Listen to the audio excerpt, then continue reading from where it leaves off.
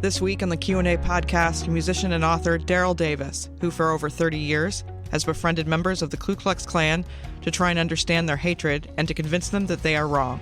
He is the author of Clandestine Relationships and was featured in the documentary Accidental Courtesy. This program originally aired in November of 2017 and is hosted by C-SPAN's Brian Lamb. My name is Nicole, and I'm part of the team at C-SPAN that brings you live coverage of Congress and the day's top political events unfiltered. As a nonprofit organization that receives no government funding, we're asking for your help to support C-SPAN's daily operations. Please visit c-span.org/donate to learn more and consider making a one-time or recurring tax-deductible donation. That's c-span.org/donate.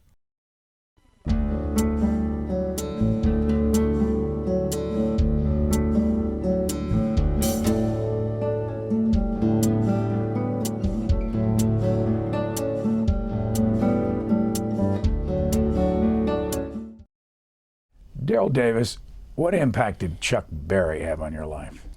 Chuck Berry had a very profound impact on me. The man was a genius. You know, many people can say that they wrote a song. Many people can say that they played a song. But few people can claim that they invented a genre of music.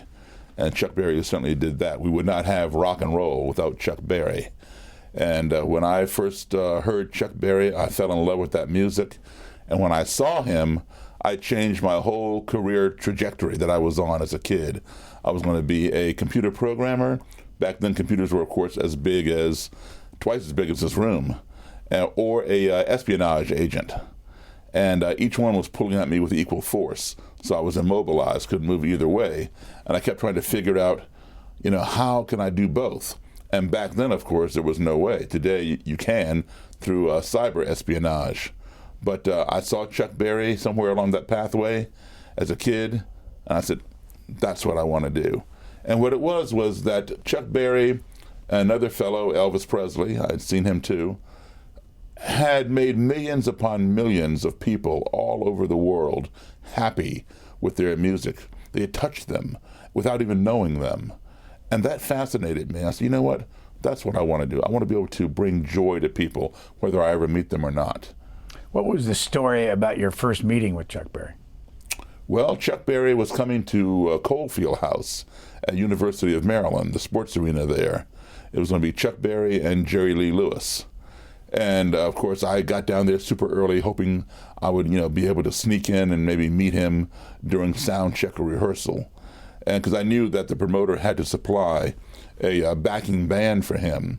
So the concert would not begin until like about 8 p.m. that evening.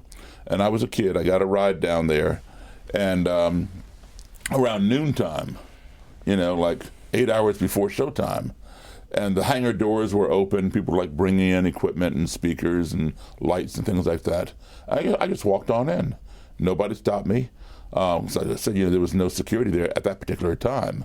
And so I just hung out back there, stayed out of everybody's way. The band came, and I moved over near the stage where the band was, figuring that when Chuck comes for this sound check, I'll get to see my idol and meet him or whatever. And the band was very nervous. They'd never worked with Chuck Berry before. They were down from New Jersey to play for him. And their sound check was at 2 o'clock. So they assumed that he would be there around 2 o'clock. Well, 2 o'clock rolled around and no Chuck Berry. And they even got more nervous. And so they went on stage, they did their sound check, they ran through some Chuck Berry songs, and they sounded fantastic. And, the hours ticked by and still no Chuck Berry.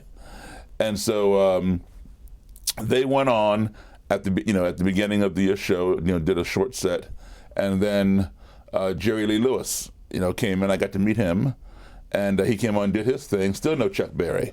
And about 15 minutes or so before Jerry Lee finished, in walked Chuck Berry through the backstage door. He came in just by himself, no guitar, nothing. And he walked right by me, and I froze. I go, because, it was like total shock. He went right by me, and there was somebody standing down the hallway, and he stopped and spoke with that person. I don't know what he said, but in retrospect, I do. That person pointed further down the hallway to a door. And Chuck, went down and went inside that door. And then a few minutes later, he came back out, went right back by me again, back outside the backstage door, and then he returned with his guitar. And so in retrospect, what happened was he went down to the promoter's office to get paid up front. And then he went and got his guitar. He doesn't bring his guitar in until he has money.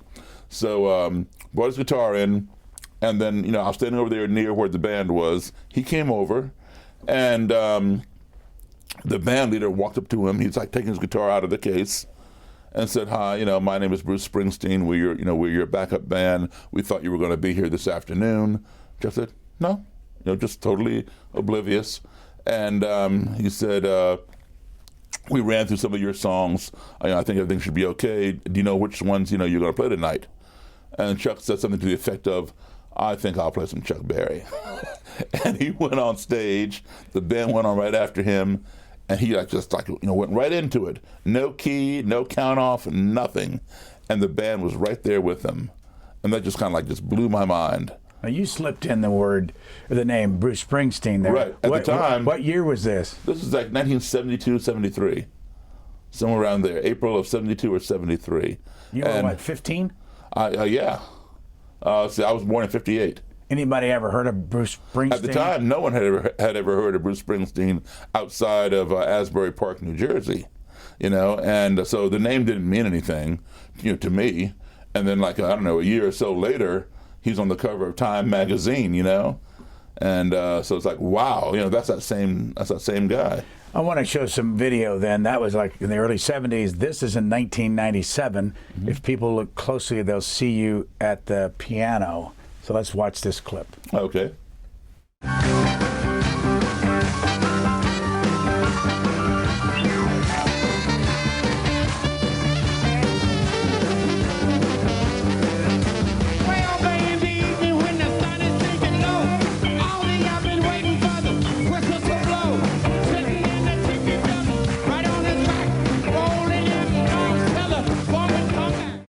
How did you end up on that stage? That's a really funny story. It was a late night with David Letterman, and I knew Chuck was going to be on there, and I called him and I said, "Hey, I'm going to come up to New York and hang out with you." And he said, "All right." So I took the train or the bus up to New York, and I went to the studio where that thing is taped, and he had my name on the guest list, at the backstage where security was, and he wasn't there yet. So they let me in. And they said, "Mr. Berry's not here yet, but you're welcome to either go to his dressing room or go in the green room." So I stopped by the green room. Tony Randall was in there, and Rosanna Barr, and a couple other people. Who else? Were going to be on the show. David does two separate tapings per night. And so then I went up to the green room. To Chuck's dressing room, and eventually he came, and we're just sitting there, and then this producer walks in. And says, "Hi, Mr. Berry, my name is whatever, and I have you slated to do Roll Over Beethoven with Paul Schaefer and his band." And Chuck said, "This is my piano player, Daryl Davis." And she started flipping through pages on her clipboard, looking for my name. She goes, "Oh, I didn't know your piano player was going to be here. We have Paul Schaefer slated here." And he says, "This is my piano player, Daryl Davis. Daryl, give her your social security number so you can get paid." I had not even planned on playing. I just came to hang out. I'm like, oh, goodness. So I gave her my social, because I'm also, a member of AFTRA and SAG and all that, and Musicians Union. And so she's all flustered. She said, "Well, okay, I will talk to Mr. Schaefer, and then you all are going to perform Roll Over Beethoven." And Chuck said, "No, I think I'll do Let It Rock." And she's like, just totally, lost. And she says, "Well, Mr. Schaefer has been rehearsing the group with Roll Over Beethoven." Chuck said, "Like I said, I think I'll do Let It Rock. Daryl, go on down there and rehearse the band." So I went down there, and there was Paul Schaefer. And Paul Schaefer is not only one of the most talented musicians in this country, he is totally underrated. The guy is a genius. Just a top-notch musician. not only is he one of the most talented musicians in this country, he is also one of the nicest and most humblest. And he had no problem with it whatsoever. And I rehearsed the band on Let It Rock. And then he asked me, he said, hey, would you like to stay up here, through the commercials and stuff and play with us, until Chuck comes on, and then play with him when he comes on. I said, thank you for the invitation. About this time, our regular viewers are saying, what in the world are they talking about there? We don't normally talk music on this show.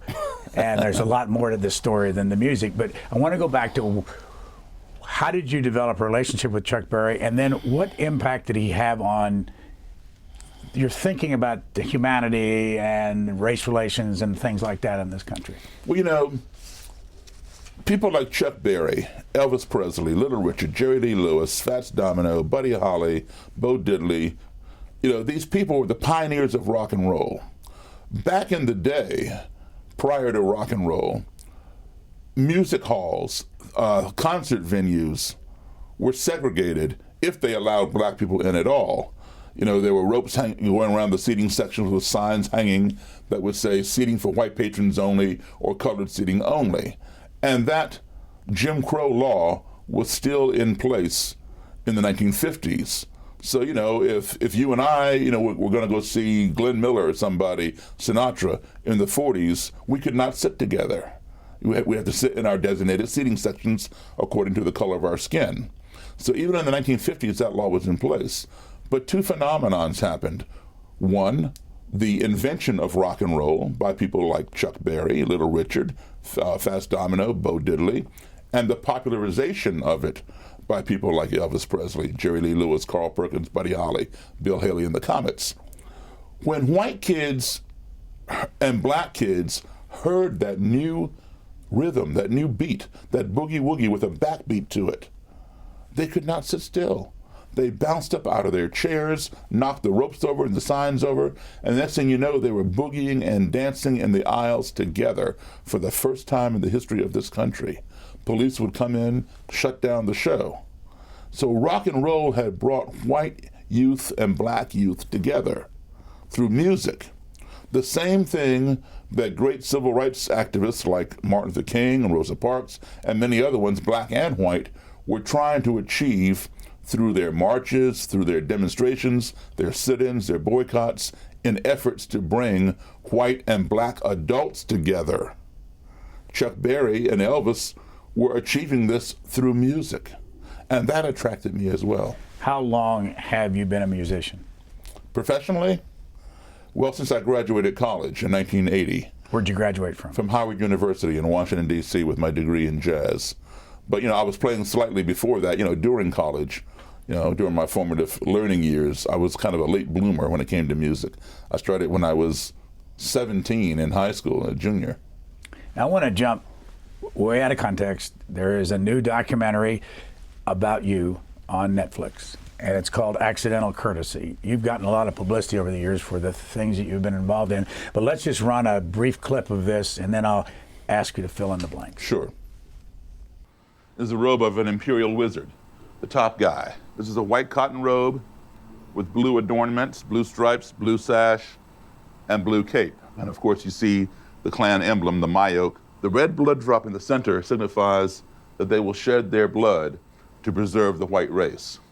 And if you look along the white cross, look at that black line right there, and then these two diagonal lines, they form a K.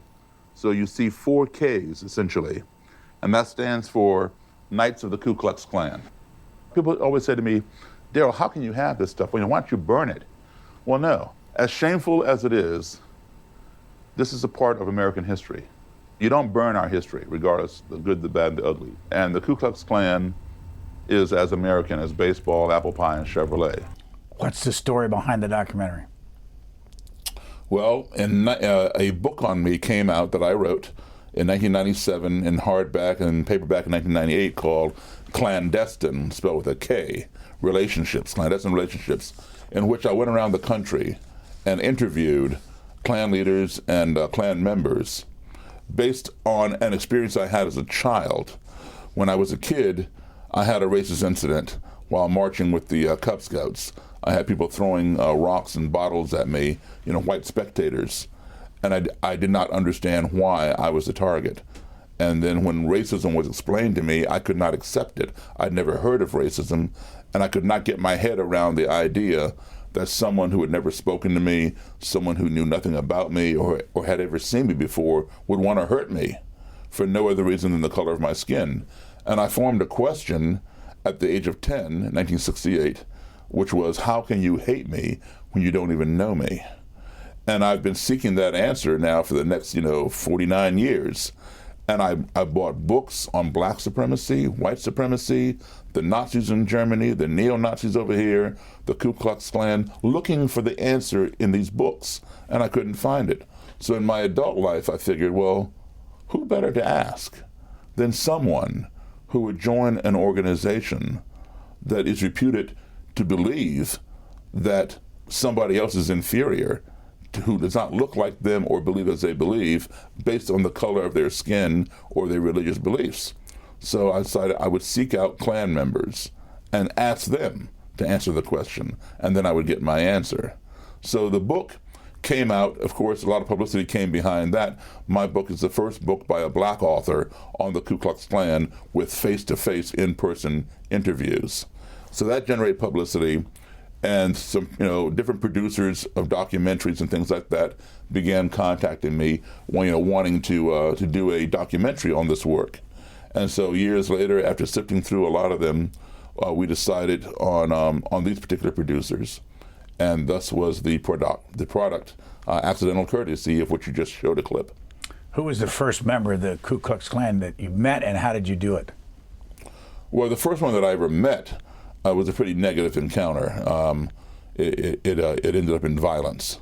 But the first one that I met to sit down and interview, he was the leader of the Ku Klux Klan in the state of Maryland. Now, a state leader is what's known as a grand dragon, which we would call a governor, oversees the entire state. And then the top guy, the national guy who oversees all the states, which we would call a president, that person is known as the imperial wizard. So the Grand Dragon, his name was Roger Kelly, and he went from Grand Dragon eventually to Imperial Wizard. He was the first one that I met and sat down with and had a conversation. How'd you set it up? Well, I had my secretary. My secretary was white, and not that I care, but I mention it because it's very important to the story. I had acquired Roger Kelly's personal address and phone number, and I gave it to her. And the person who gave it to me warned me, Daryl, do not fool with Mr. Kelly. You get yourself killed. And I wanted to sit him down and talk to him. So that was not going to deter me. But I wanted to make it so I didn't jinx myself. I had my secretary call him. And I figured, if I called him, he might pick up in my voice that I'm black and say, I'm not talking to you. Click. And then my whole project would have ended before it ever got started. So I knew that if she called him, he would just automatically know from her voice that, this is a white lady. And he would not automatically assume that this white woman was working for a black man, especially a black man who's writing a book on the Klan, because they didn't exist, at the time. So she called him, and I had told her, do not tell him that I'm black unless he asks. If he asks, don't lie to him, but don't allude to it. Don't give him reason to ask. Because if he agrees to do it, he'll figure that out when he sees me, and then he can make up his mind right then and there if he wants to talk to me or not. Because, I figured if I'm going to meet him, I want it to be spontaneous. I didn't want him to have, if he agreed knowing that I was black, I didn't want him to have different answers for a white interviewer than he would have for a black interviewer. So she called, and she spoke with him, and he agreed to meet with me and didn't ask what color I was. What was his reaction? Well, we had it set up for a motel room, and when he showed up, we were already in the room, and I had a bucket of ice with cans of soda there, so I could be hospitable and offer him a beverage. Well, he showed up with his bodyguard, which is called a Grand Nighthawk. A Grand Nighthawk is the bodyguard to the Grand Dragon, like an Imperial Nighthawk would be the bodyguard for the Imperial Wizard.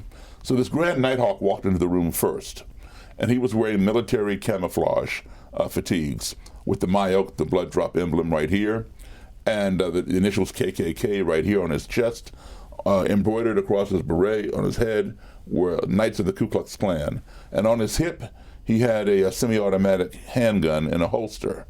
He came in and he was followed right behind him by Mr. Kelly, the Grand Dragon, in a dark blue suit and tie.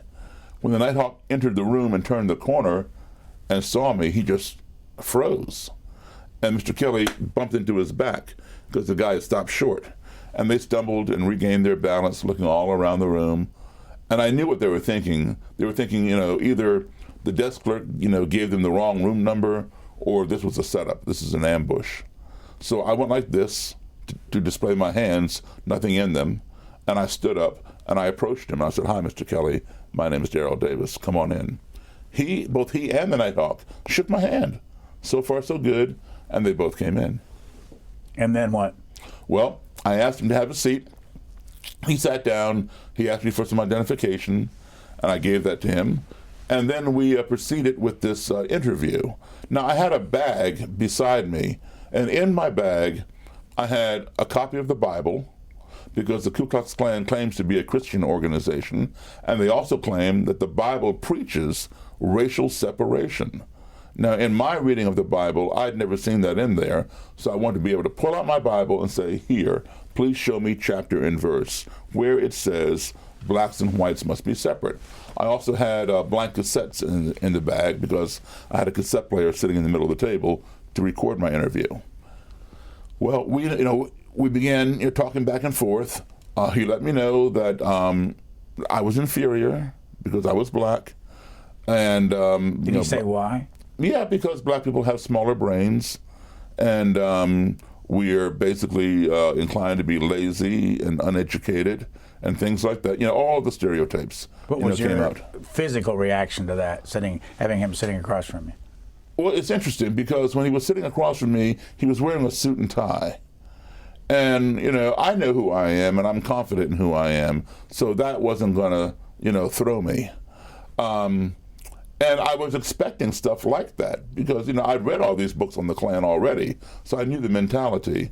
But I wanted, to draw everything out of him to find out, how can he hate me when he doesn't even know me and hasn't even given me a chance to express myself and see if he still has those feelings. What happened to that relationship? We became, the best of friends. Eventually. Best of friends. The best of friends eventually. What does that mean? It means we would hang out, we would go out to dinner, not all the next day or the next week, but over time. There was an incident that happened in the room that was a teaching moment. I won't say it was a learning moment. That would come later. But every time I would reach down to pull out a fresh cassette or pull up the Bible because he made some biblical reference, whenever I reached down, the Nighthawk would reach up to his gun because he didn't know what was in that bag, and understandably. So eventually he realized there was no threat in the bag, and he relaxed, and I went in and out of the bag no problem. A little later on in the interview, there was kind of a strange noise in the room, and we all jumped, and I just knew that Mr. Kelly had made the noise because I didn't make it, and because I could not discern what the noise was, I perceived it to be ominous and threatening.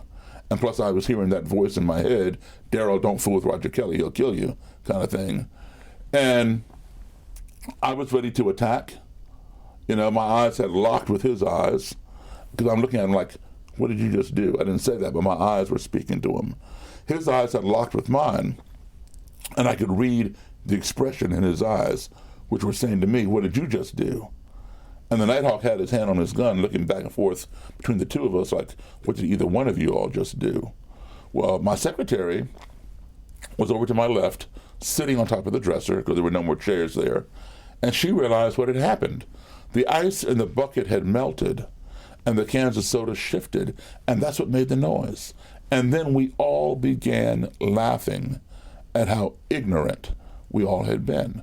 But the teaching moment was this: all because some foreign, and underscore highlight the word foreign, entity of which we were ignorant, that being the bucket of ice and cans of soda, entered into our little comfort zone via the noise that it made, we became fearful and accusatory of one another. So the lesson learned is ignorance breeds fear. If you don't keep that fear in check, that fear will breed hatred, because we hate those things that frighten us. If you don't keep that hatred in check, that hatred will breed destruction. From the documentary Accidental Courtesy, can you buy this too if you don't have Netflix? Yes, you can order it from the company or iTunes, Netflix. Here's somebody that kicked back at you, somebody of your own race. Let's watch this and tell us all about Sure. this. Stop wasting your time going into people's houses that don't love you, a house where they want to throw you under the basement. So you believe that nobody can change? No, I believe you believe the wrong people can change. What do you mean the wrong people can change? White supremacists can't change. You don't believe they can change? White supremacists can't change. But I can change your mind because you look like me. You ain't doing nothing but collecting something that's going to build your own credibility. You nothing but a pimp in a pulpit. And you're nothing but ignorant.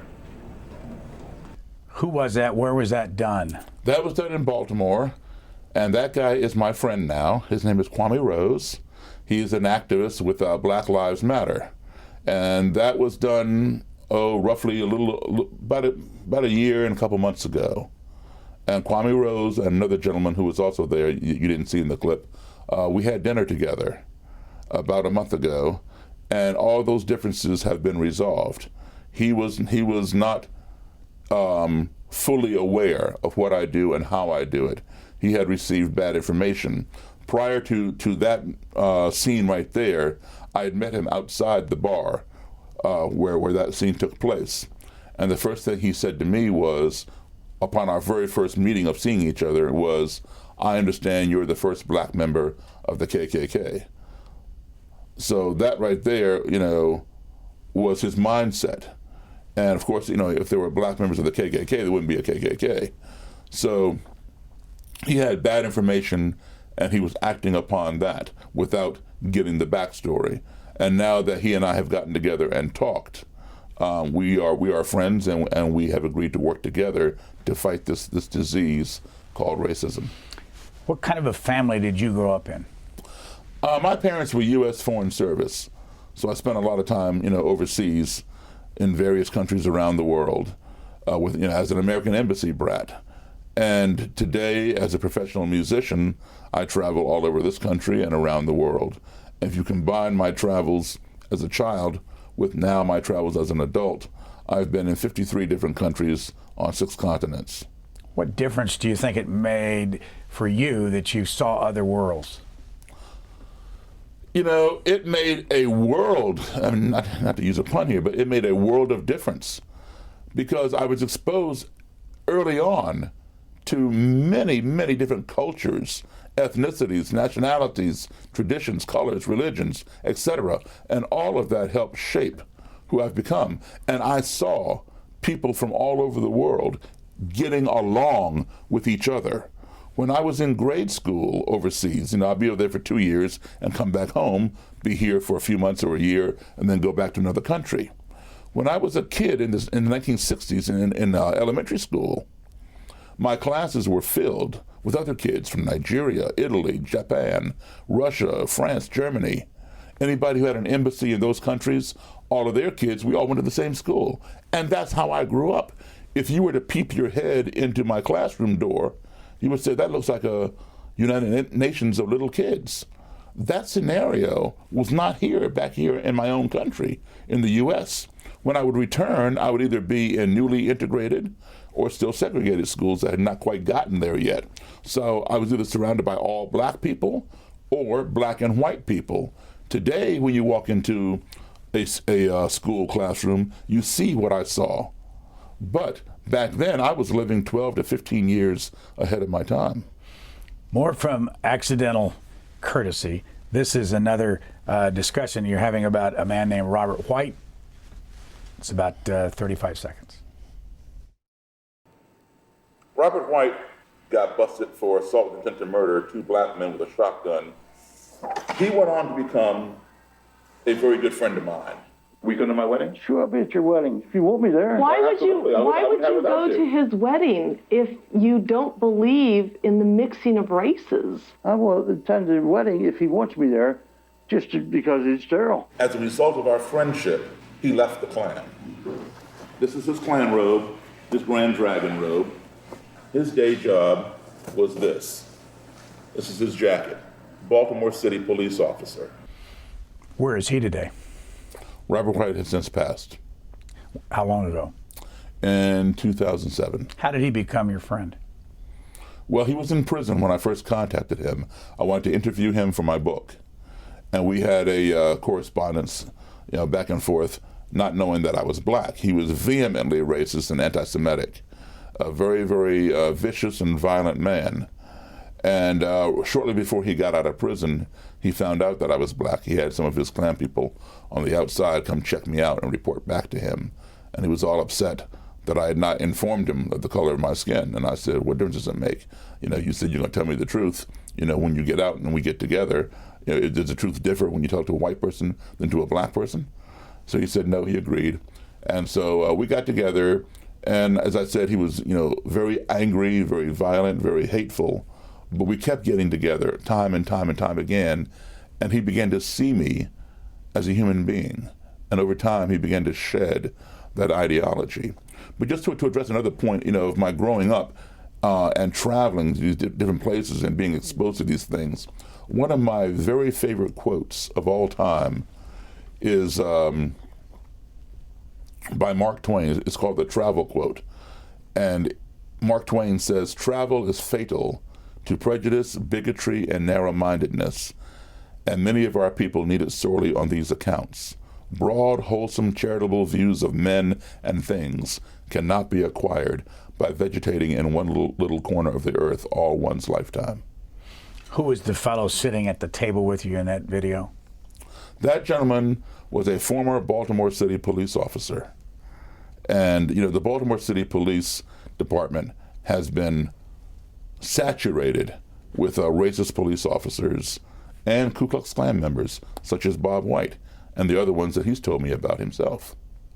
How big is the Ku Klux Klan in the United States today? No one really knows for sure. The mentality is certainly very large in terms of just the Klan itself, Klan members, as opposed to, every white supremacist in different organizations. I think the ADL and the Southern Poverty Law Center estimate between 5,000 and 8,000 members. If you go back to the early 1920s, the numbers are 4 million. Yes, 3 million alone in Indiana. It goes right down the list, over the years, is it less and less of the Ku Klux Klan? Why has it lessened in membership? It has lessened in membership because people evolve. And, they begin to appreciate one another when they come in contact with one another. But it has its ebbs and flows. It rises, it falls, it rises, it falls. And a lot of people, while they don't want to be associated with, let's say, with blacks and Jews, they don't also want to be associated with the violence that the Klan brings, either for moral reasons or for legal reasons. So, they'll drop out and join some other racist group like the White Citizens Council, which is more political. They put people in positions of leadership, in order to institutionalize those racist beliefs. Did you ask anybody to let you go to a meeting of the KKK? Absolutely. And I was invited to meetings. In fact, I would go to meetings and Klan rallies and see these things and document them for my book. In fact, about just over a month ago, the Tennessee and Kentucky chapters of the Klan invited me down there to come to one of their meetings and speak to them. Did you? I absolutely did, yeah, absolutely. What did you tell them? I told them a lot. I told them about, what I felt about what happened recently in Charlottesville and some of the other things, that I felt their perspectives were skewed. And they sat and listened, and then I did a Q&A at the end, and some asked me questions, and then we all went out and had lunch together.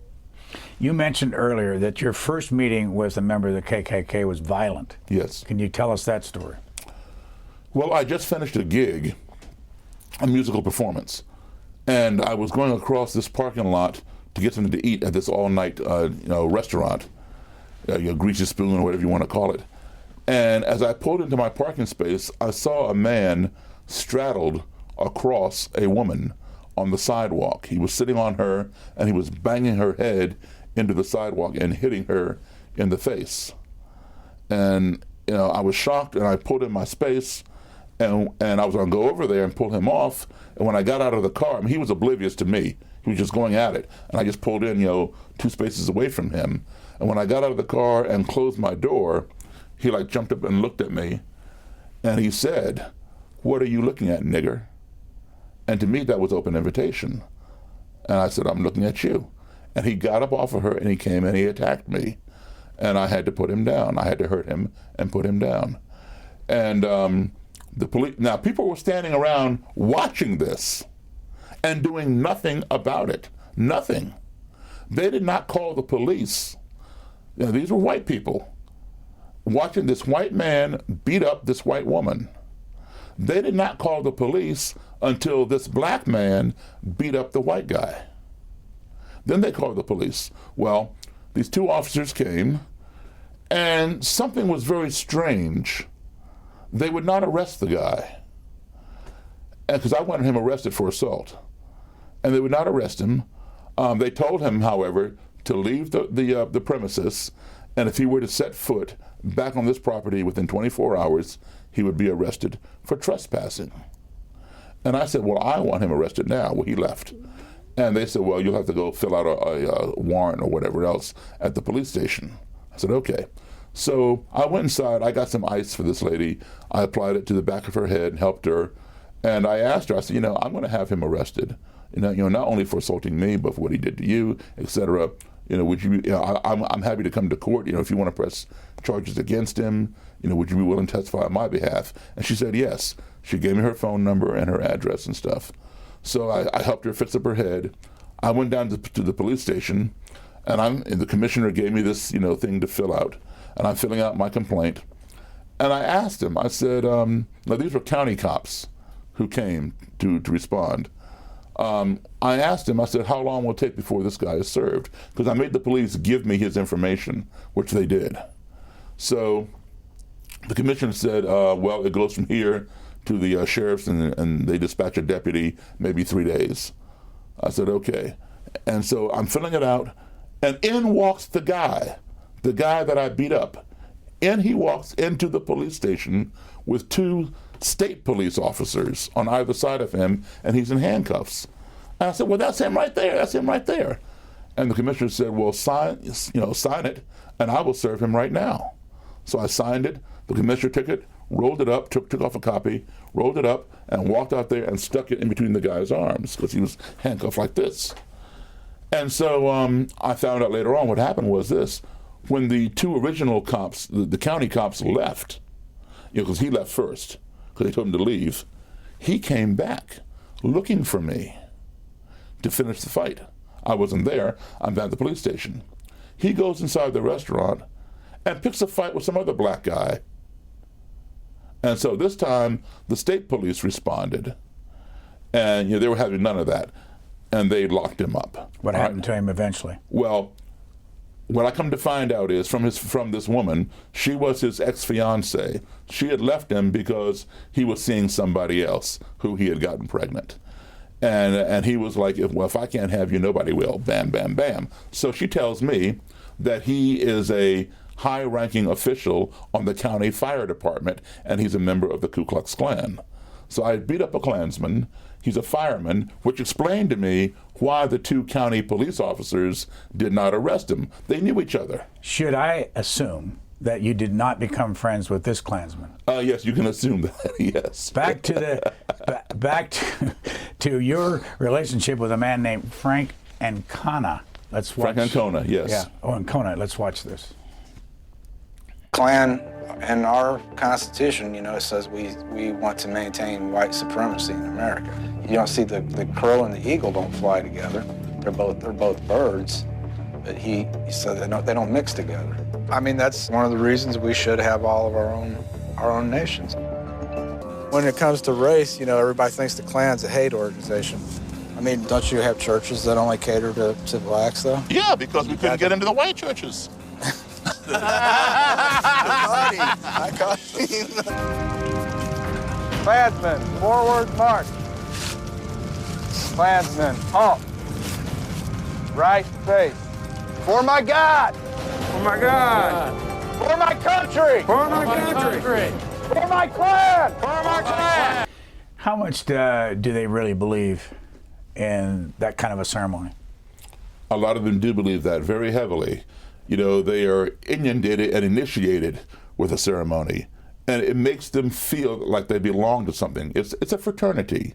You know, it's not a fraternity that you or I would join, but it's a fraternity where each one has each other's back, and they strongly believe in that. You brought some of your possessions with you. I did. Hold that up if you would, please, so we can see what it is. And you did explain that earlier, but how did you get a hold of that Okay, garb? This is a Grand Dragon's robe, which means state leader, and you have your choice of a white cotton robe with green as the color for the grand level, with green stripes, a green cape, and a green sash. Again, this is the blood drop emblem, or the Mayoke, that all Klan members use. Here he has a dragon patch signifying his rank. Under the cape, you see another dragon patch. You also could have a full green satin robe. Again, that's personal choice, cotton or satin. If it's a cotton, it'd be white with different color adornments. If it's satin, the whole thing would be that color. Did you have to buy those, by the way? Did I buy them? No. No, they were given to me. By Klansmen? They were given to me by active Klan members who left the organization. What's the next one? This is the robe of an Imperial wizard. Okay, this is the top guy. And blue or purple, your choice, designates the Imperial level. Again, this is a white cotton robe with blue adornments. Can you buy those online? That I don't know. I doubt it, unless somebody is, selling one who has one. What's the last one there, the green one? Is that the one you were just talking about? Yeah, okay, here, this green one here is another Grand Dragon's robe. This one belonged to Bob White, the gentleman that we were talking about in the accidental courtesy clip that you showed, the Baltimore City police officer. And he was imprisoned for 4 years for conspiring to bomb a synagogue in Baltimore. As a police officer? As a police officer, all right? Then he got put off he was forced to resign from the police department because he was bringing embarrassment to them. They knew who he was, and they knew what he was doing, but as long as he did not bring any repercussions to them, they turned a blind eye to it. And there were others on that force. Okay, so here's his robe, and he preferred the satin, so a full green satin robe, but there's no difference between that one and the cotton one. Here is his Baltimore City police uniform. And how long ago was he a Baltimore policeman?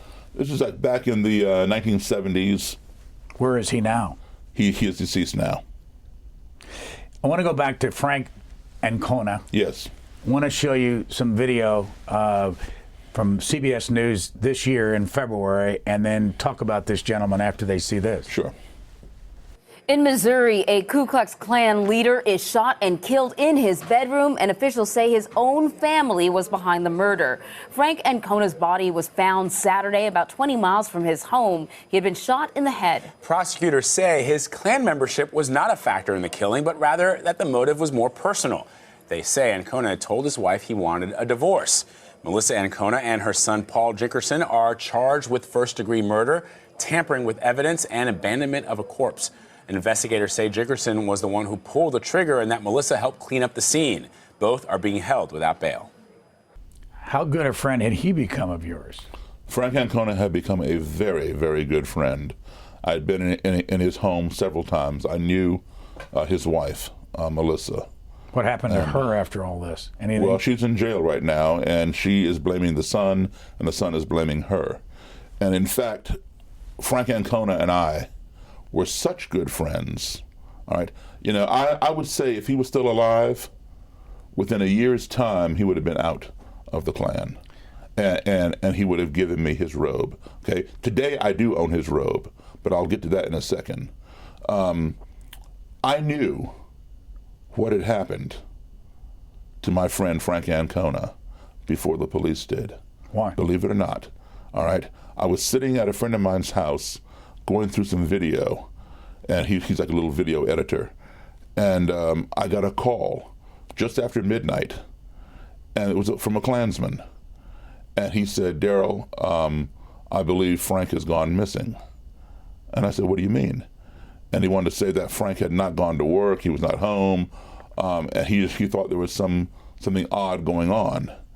And because, Frank, and Melissa were kind of at odds. Now, Frank loved his wife. I can tell you that. He generally loved his wife. He was a courier. He would drive across state delivering different things. And oftentimes he would call me on the phone while he's in his car by himself just to, check on me or for me to keep him company while he's driving. And I knew he loved her, but he was having a lot of issues with her because she was an opioid addict and a methamphetamine addict. So he was considering leaving her. And anyway, this guy tells me that he thinks Melissa has something to do with it. And I said, maybe he just, went somewhere to, just to cool down or whatever. He goes, I don't think so, Daryl. So then he says he was going to dig a little further because he said he had talked to Melissa and her story wasn't quite adding up. She kept, being ambiguous. So he said he would talk to her some more. He called me back around 4 o'clock in the morning and told me Frank is dead. And he had talked to the wife, and she told him what happened and what had gone on. She confessed to him, and he told me. And this was before, it wasn't until about maybe 3 days later that the police found out what happened.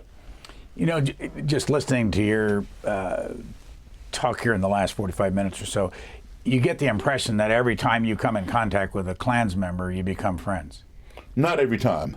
Tell me what happens when you don't become friends. Well, you don't become friends. No, but I mean, what is the dialogue back and forth, and how do you know that you're not getting through? Because, you have people who are ignorant, and you have people who are stupid. And, we all are ignorant to a certain degree, because we don't know everything. But an ignorant person is someone who can learn. You give me the facts, you give me the proper information, you have alleviated my ignorance. And I can apply that to make the right decision or a good choice. But if I'm stupid, I have the facts, but I still make the wrong choice. So I'm well aware that there are people who will go to their graves being hateful, violent, and racist. There is no change in them whatsoever. And I've met some of those people. And they are very dangerous people, and they're unchangeable. Most of them are dangerous, and I won't say all of them are. But, they're just so skewed, no amount of facts or anything is going to change their belief. Do you have a family? I have a wife, yes. And you have children? Not of my own, stepchildren, but they're grown. Where do you live now? I live in Silver Spring, Maryland. How much of your time is spent on this versus your jazz piano work? Oh, rock and roll, jazz, blues, country. I would say between 50-50, 60-40. What's happened with all the publicity you've gotten? What impact's that had on you? It's interesting because I've been doing this for 30 years. And when I first started doing this, people thought, you're crazy. And, I was called a kook and this, that, and the other, and I'm going to get myself killed. And even some people began shunning me. And today... Black folks or white folks? Both, because I'd gone off my rocker or something. Today, some of these same people are calling me up saying, Daryl, what do we do? You know these people, what do we do? Because, racism has become so emboldened today.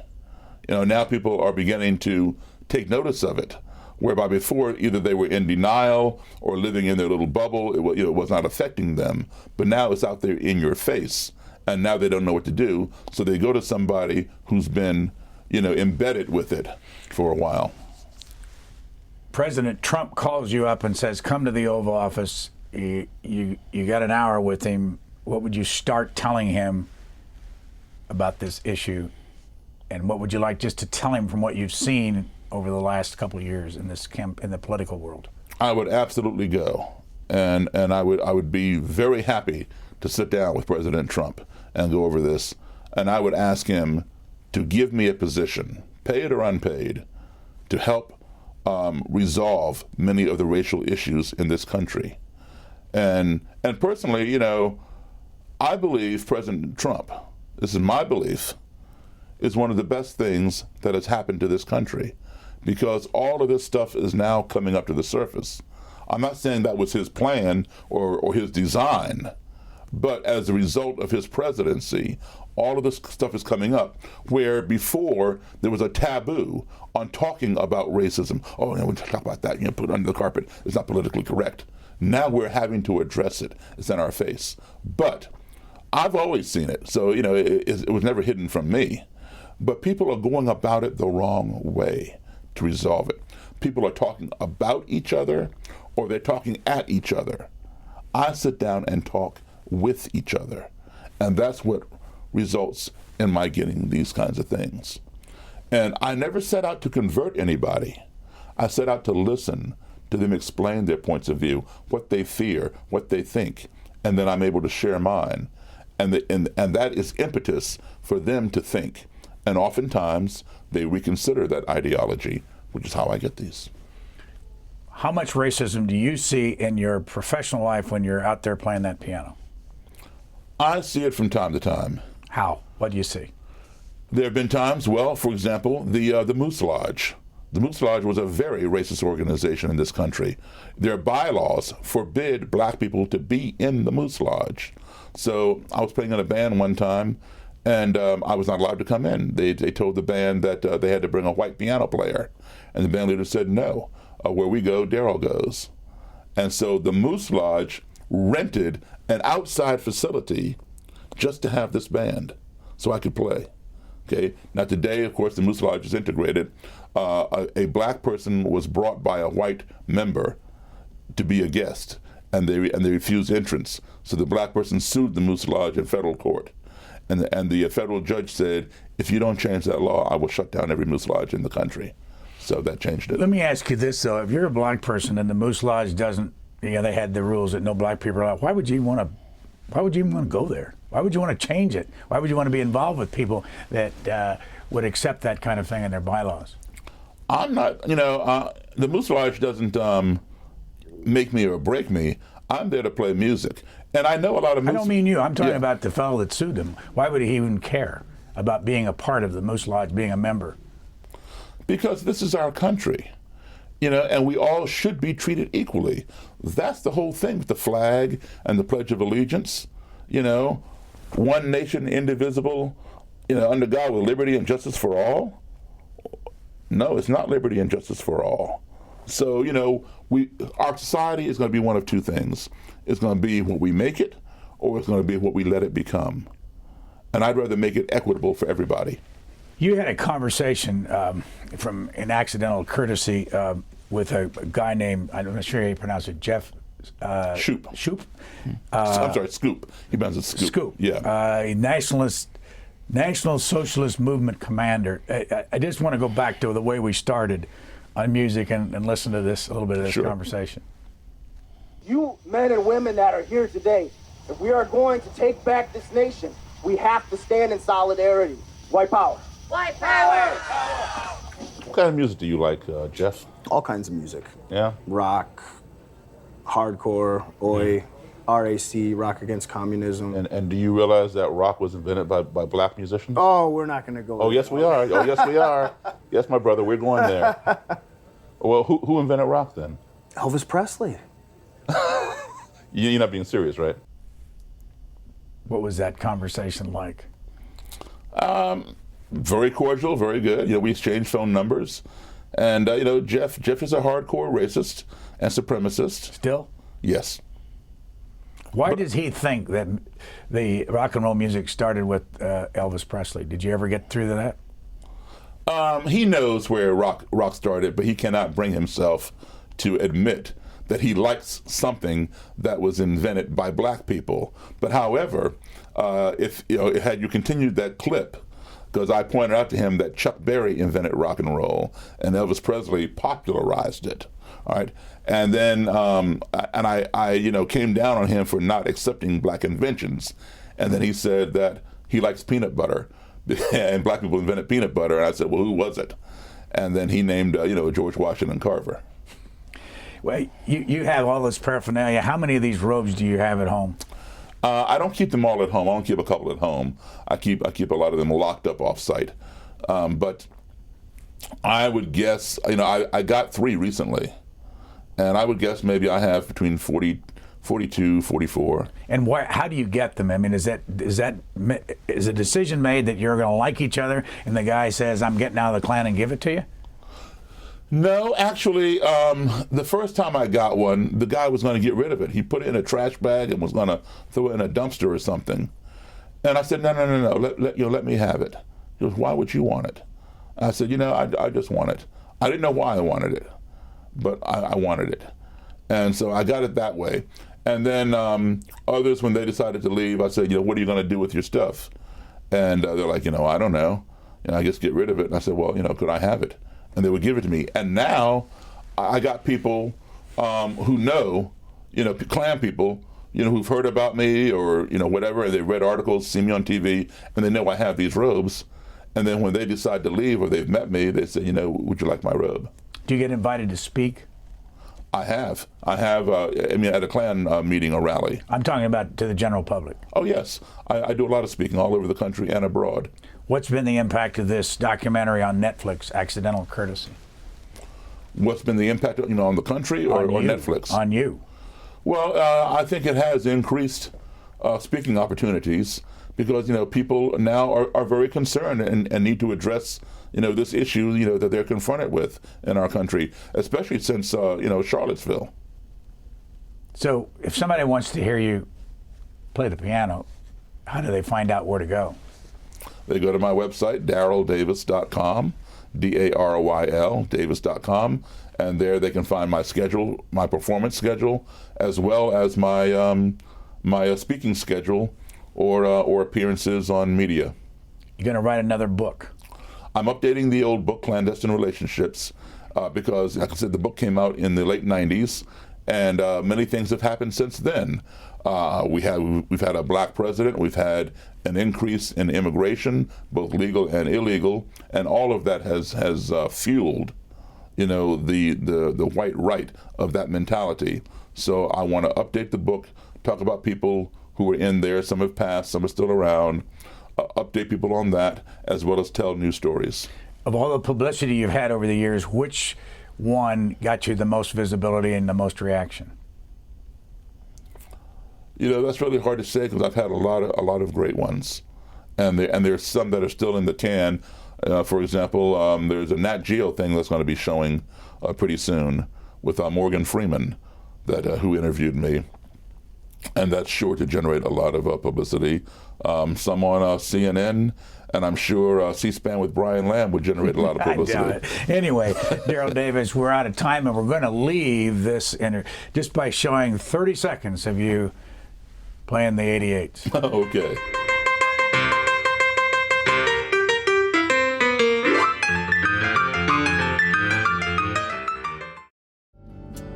All Q&A programs are available on our website or as a podcast at cspan.org.